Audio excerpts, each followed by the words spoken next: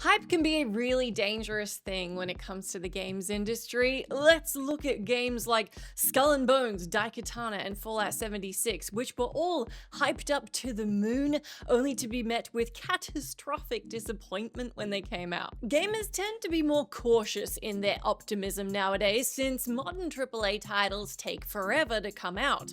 After spending up to a decade in development, or if the developers and studio repeatedly emphasize that the product is gonna be a game changer, it strengthens the argument that the RPG, sandbox title, or platformer in question may be being oversold. That's why it's super satisfying and exciting when a bigged up game doesn't just deliver, it exceeds even our most wild of expectations. Whether it's the spellbinding narrative, gorgeous graphics, unique mechanics, or a combination of all three, some games pull players in straight away, to the point where it's hard to believe that there was ever any doubting them. I'm Jess from What Culture, and here are games nobody thought could live up to the hype. Street Fighter 6. Even compared to modern fighting game titles, Street Fighter 2 still stands shoulder to shoulder with the very best of them. As such, it was heartbreaking to see Street Fighter 5 fail to maintain the standard. Although Capcom tried fixing the game with major updates, it felt like the damage was already done, and Street Fighter's best days were behind it. Despite the fact that Capcom vowed that Street Fighter 6 would be a return to form, many were deservingly dubious. But almost immediately after Street Fighter 6's launch, any negativity towards the fireball blasting extravaganza surely dried up. SF6 presented a well-balanced roster, an open-world single-player, bonus modes to spare, and a smorgasbord of constantly updated content. Thanks to the thoroughly structured online battle hub, the game also fostered a rich community. But the most praise goes to the combat, more specifically the drive system. This mechanic takes a different approach with combos, counters, and parrying, completely reinventing combat. Though new systems can be overwhelming, the intuitive combat and simplified controls should come natural to anybody. Even though some people assumed that Street Fighter 6 was going to be another disaster, or worried they'd let themselves dream too much about a proper return to form, it ended up being the best installment since Street Fighter 2. Final Fantasy VII Remake. Final Fantasy VII is the most celebrated title in Square Enix's iconic RPG franchise, which is why there's been rumblings about a remake since the early 2000s. When the Final Fantasy VII Remake was officially greenlit, it should have been a dream come true. Nevertheless, concerns quickly arose. Even though graphics and mechanics had moved on leaps and bounds over the years, it seemed unfeasible for the 2020 reimagining to replicate that same awe and investment that the classic version delivered. To be fair, the remake was different since it was the first chapter of a trilogy, so it only delved into the game's first act. However, this aspect, which was initially met with criticism, did become kind of a blessing. Although it looked exquisite and the updated battle system played marvelously, the developers understood that the ensemble's personalities and connections with one another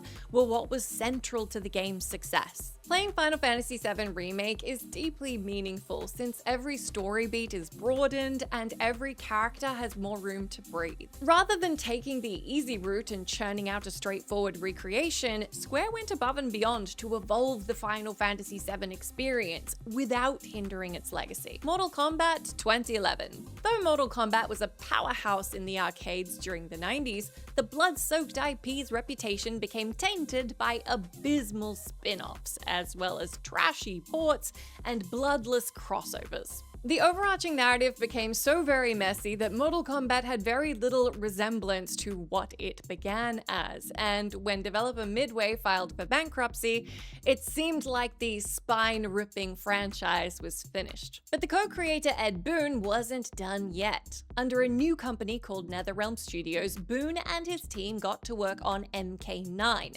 which served as a reboot for the original trilogy. Rather than being pure nostalgia bait, 2011's Mortal Kombat reinvigorated the brand. The redesigned combatants showcased vivid detail and fluid animation, making each move fatality and the newly introduced X-ray attacks visceral and impactful. Plot has never been MK's strong suit, so it was surprising to see the story mode flesh out every fighter, as well as retool the lore and make each rivalry feel palpable. Although death is normally inconsequential in Mortal Kombat, you actually care this time whether Earthrealm's champions lived or died. Mortal Kombat has had its ups and downs, but there's no question that this entry is when it was at its peak. Silent Hill 2 Remake. Resident Evil may have popularized survival horror, but Silent Hill perfected it. The first few titles were praised for their subtle scares, unnerving imagery, and psychological terror. Sadly, the later installments failed to match the early entries time and time again. Konami even screwed up the remaster of the classic games. Because of this, there were mixed feelings surrounding the Silent Hill 2 remake. Though longtime fans were psyched about the idea of revisiting the series' crown jewel, Silent Hill hadn't been on its A-game for an eternity. And yet, the remake was the most refreshing experience to come out of the nightmare-inducing brand since the good old days.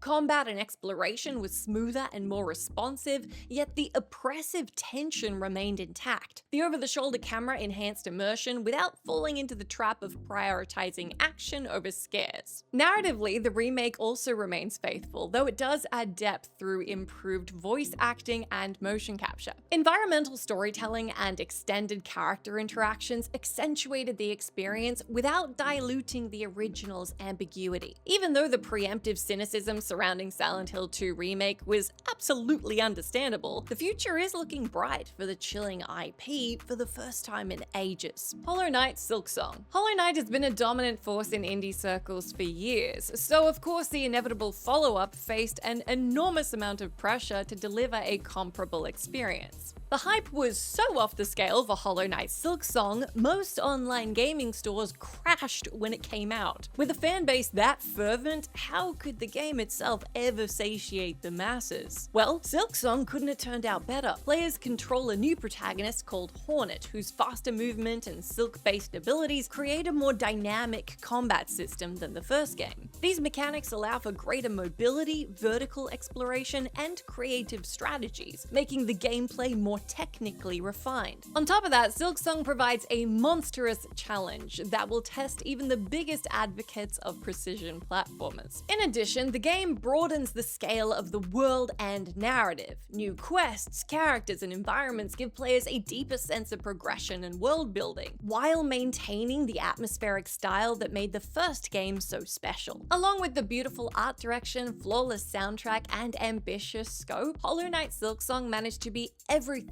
fans could have hoped for. Marvel's Spider-Man.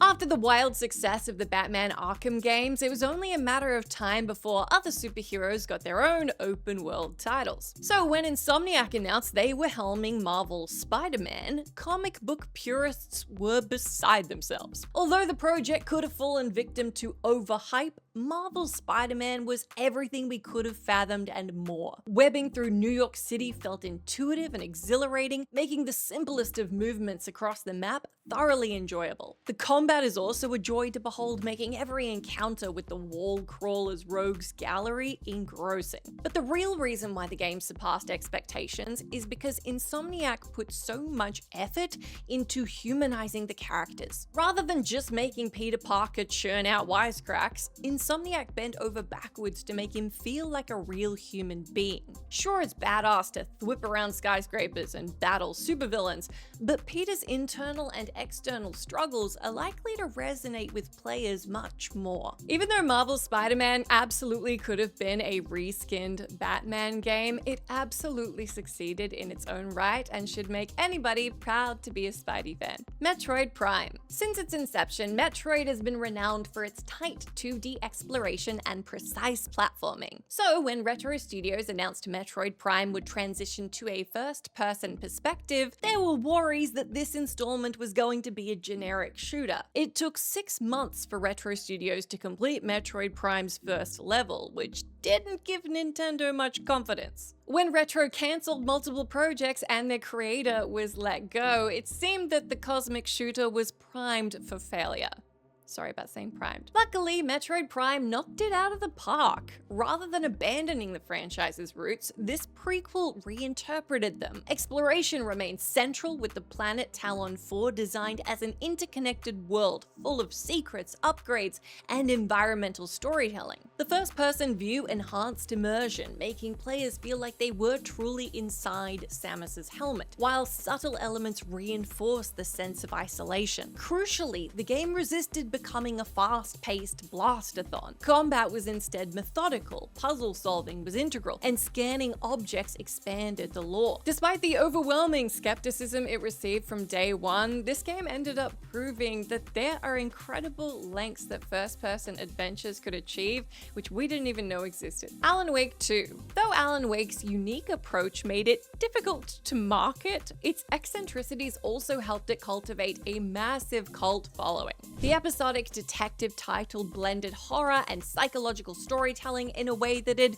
rarely been done before or since, so naturally players lapped it up. Although a sequel was demanded due to its cult status, it seemed pretty unlikely given the sales of Alan Wake weren't exactly impressive. And yet, 13 years later, a sequel is what we got. The build-up was borderline mythical, seemingly setting up players for absolute disappointment. Fortunately, the follow-up enhanced everything that made the first one iconic without being samey. First off, Alan Wake 2 leaned more towards survival horror. This change inspired slower pacing and limited resources, strengthening the atmosphere and storytelling. The sequel also follows dual protagonists, so the clues in the case are approached from two different perspectives, compounding the mystery. Players can also swap between either of the game's leads at any point, which really diversifies the gameplay in super interesting ways. Furthermore, the use of live action footage, dreamlike sequences, and meta storytelling created an experience that felt closer to a psychological thriller TV series than a traditional game. It may have underperformed, but Alan Wake 2 has most certainly made its mark in the gaming horror circuit. Hades 2. Supergiant's dungeon-crawling hack-and-slash Hades was a monumental success, inspiring the developers to get to forge a follow-up. In this roguelike sequel, a new hero called Melanoe must navigate through the underworld to save her family from the Titan of Time, Kronos. Anyone who worried that Hades 2 would be a rehash shouldn't fear, since Supergiant did everything to make sure this game didn't feel like a carbon copy.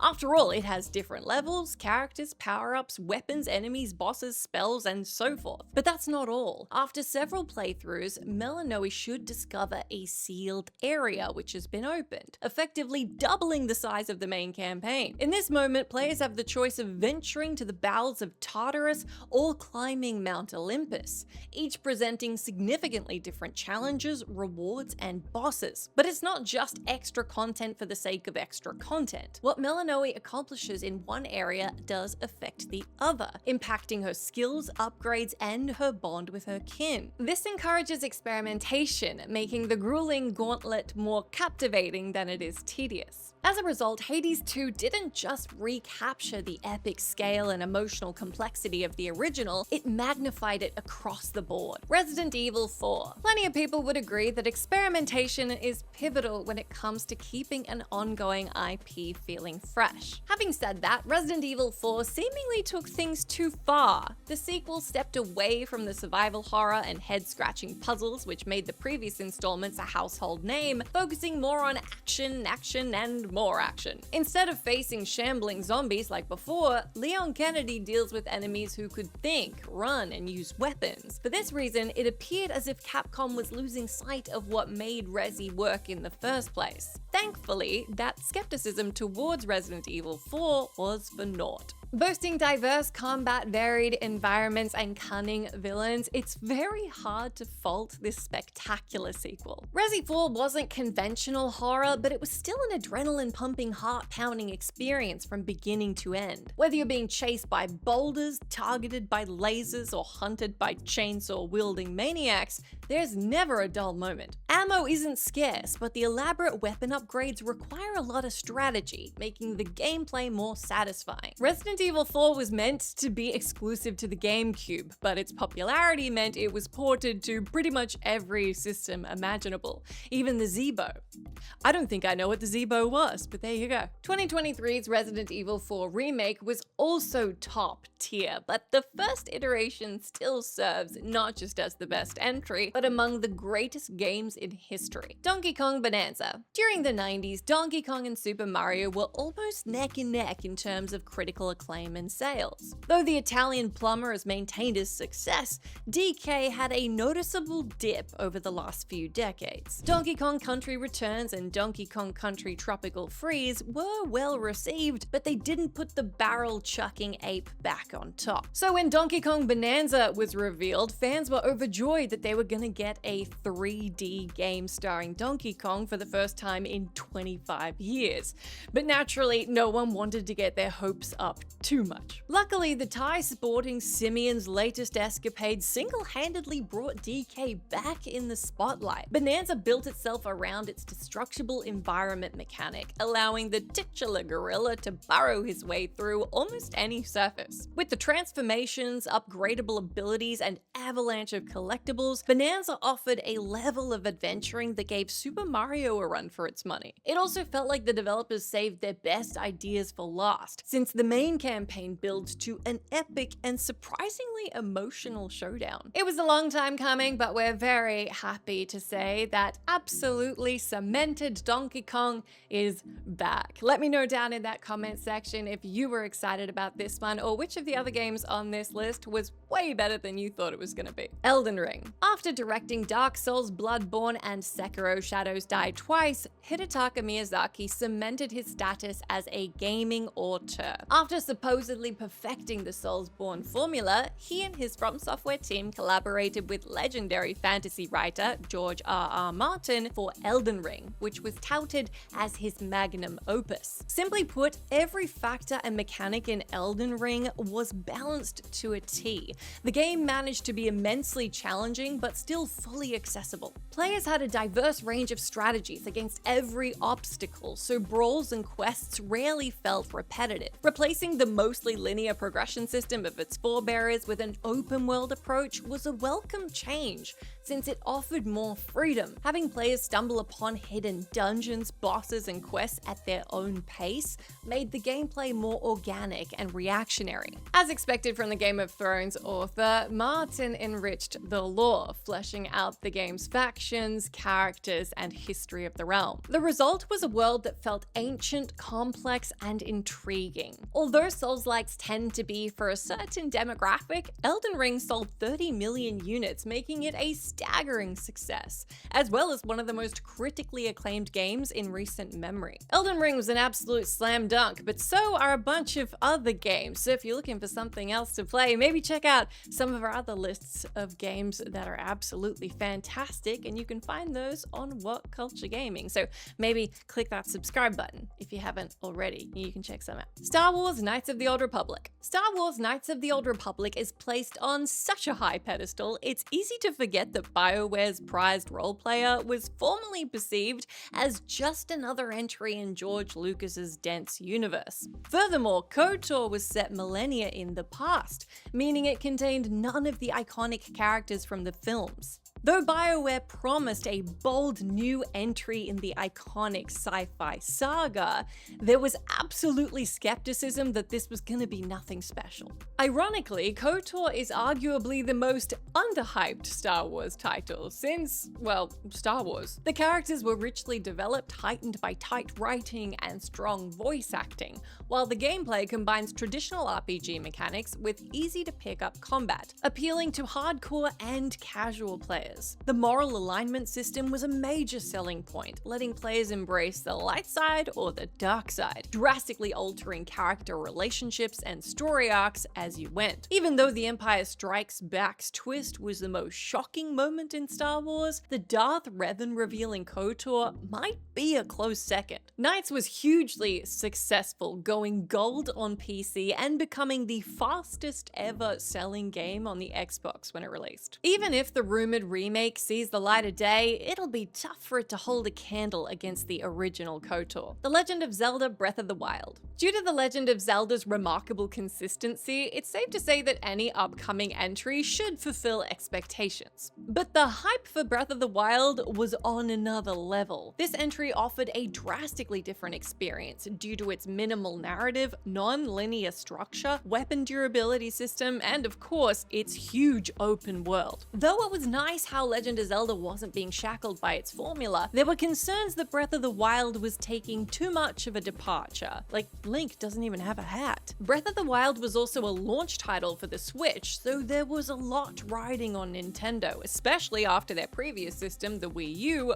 bombed big time. Fortunately, Breath of the Wild redefined pretty much everything, including the Legend of Zelda franchise, Nintendo, what a sandbox title could look like, hybrid consoles, you name it, this one delivered. While experiencing the cel-shaded graphics, jaw-dropping level of freedom, or intricate mechanics, there are times where you just have to sit back and admire it all. There's little to no hand-holding either, which makes combat and puzzles all the more satisfying. Although Ocarina of Time was the gold standard for The Legend of Zelda for the longest time, Breath of the Wild might have usurped that mantle. Persona 5. Persona 5 was delayed numerous times, causing fans of the franchise who were anxious for the sequel to become unsettled and restless. Even though Atlus was taking its time to fine-tune the sequel to perfection, it seemed unlikely that Persona 5 could justify its 8-year development. But Persona 5 turned out to be the quintessential JRPG of its generation. The anime-inspired visuals and head-bopping soundtrack give every interaction and battle a mesmerizing flair. The strategic dungeon bouts mesh with the life sim sections seamlessly, making players engrossed in the ensemble's personal struggles. And the heroes aren't just rewarded for delving into new areas, but also exploring personal bonds, hence the title, making the friendship-themed side quests feel warranted. The narrative is complex without being convoluted, constantly upping the stakes while dealing with themes that are epic but frighteningly relatable. The main campaign does clock in at over 100 hours, I think 140 if you're me, so it is a little daunting in scale, but it never feels laborious, especially if you're playing Persona 5 Royal, as you should, because that's a definitive version. It's even longer and there are more mechanics to learn, but it becomes so very worth it the more you get embedded. For this reason, it's the perfect game to start with for anyone not well versed in JRPGs. Not only is Persona 5 easy to pick up, it happens to be among the best the genre has to offer. Red Dead Redemption 2. Although games centered around the Wild West were once considered niche, Red Dead Redemption changed all of that overnight. The grounded story and well-rounded characters allowed the American frontier title to go mainstream while maintaining the authentic Old West theme. Though follow-ups are always welcome for great games, Red Dead Redemption 2 was risky. The first installment culminated in the death of John Marston, completing his story arc. And Marston was such a captivating protagonist, it was unlikely that Rockstar could manufacture a character quite as appealing. But not only was this prequel a masterpiece, the new lead, Arthur Morgan, was just as compelling as Marston. His moral journey dives deep into themes of loyalty and, of redemption, which resonated with the masses. Wildlife behaved realistically, towns changed over time, and NPCs react dynamically to the player's actions. Hunting, camping, and interacting with strangers were designed with outstanding complexity, creating an environment that feels alive and authentic. The story elaborates on character conflicts and motivations that were only glimpsed in the original, creating a nice cohesion between the two games and expanding the backstory as a whole. God of War 2018. In hindsight, it feels a little silly how massive the reservations were over 2018's God of War. But at the same time, Kratos' background was entrenched in Greek mythology, so it seemed odd to insert the aggressive demigod into a Norse story. There were many other changes, including the removal of Kratos' Blades of Chaos, implementing an over-the-shoulder camera, and having the normally lone warrior team up with his son, Atreus. Even though it looked like Santa Monica Studio bit off more than they Peacemaker 2, this iteration of God of War fully delivered. Putting Atreus at the forefront raised the stakes and highlighted Kratos' growth as a nurturing father. The relationship between Kratos and Atreus also evolves throughout, creating a narrative that feels intimate, mature, and heartfelt. Though the semi-remake refuses to fixate on spectacle like its predecessors did, it doesn't compromise on it either. Instead of utilizing a button-mashing combat system, fighting requires precision, timing, and patience, encouraging layered strategy. Puzzles and role-playing mechanics expand the experience further, making the world more immersive and rewarding. Instead of tanking God of War, as the naysayers believed, the 2018 installment ended up revitalizing it. Baldur's Gate 3. Okay, there was no hint Baldur's Gate 3 was going to be anything but awesome, especially since the D&D spin-off was being helmed by Larian Studios, who oversaw the Divinity series. But at the same time, the Baldur's Gate series had been sat dormant for over 20 years, and mainly its appeal was to tabletop purists, so there were some question marks over this one. Against the odds, Baldur's Gate 3 was monumentally successful. Fully voiced characters, cinematic cutscenes, and detailed environments elevated the storytelling well beyond typical RPGs. Based on the sharp writing and character development, it was obvious that Larian Studios spared no expense. The game also launched in a breathtakingly polished state compared to industry norms. Combined with strong post-launch support, Baldur's Gate 3 set a new benchmark for role players. With that said, the most significant feature in the game is arguably the way in which it enables player agency. Pretty much every way you choose to interact, whether it's a dialogue choice, a way you engage in combat, something that happens or doesn't happen in the story that is from your own decision making, will have a meaningful consequence, and that really hits home. These mechanics stop the gameplay from feeling rigid and also amplify the story beats, which offers a ton of replayability. Though their previous installments had a smaller audience, Baldur's Gate 3 was recognized worldwide, being the first title ever to win all 5 major awards for Game of the Year. Metal Gear Solid 2: Sons of Liberty. Metal Gear Solid revolutionized gaming in a lot of ways, including tactical gameplay, cinematic storytelling, enemy AI, and meta puzzles. Hideo Kojima's stealth title was such a game changer, literally. It didn't seem possible that a sequel to the original was going to be able to top it. However, Metal Gear Solid 2: Sons of Liberty didn't just blow the competition out of the water, it blindsided the entire gaming community. Based on the advertising, players expected to control the previous hero, Solid Snake, throughout the campaign. Instead, the story shifts to a new protagonist, Raiden,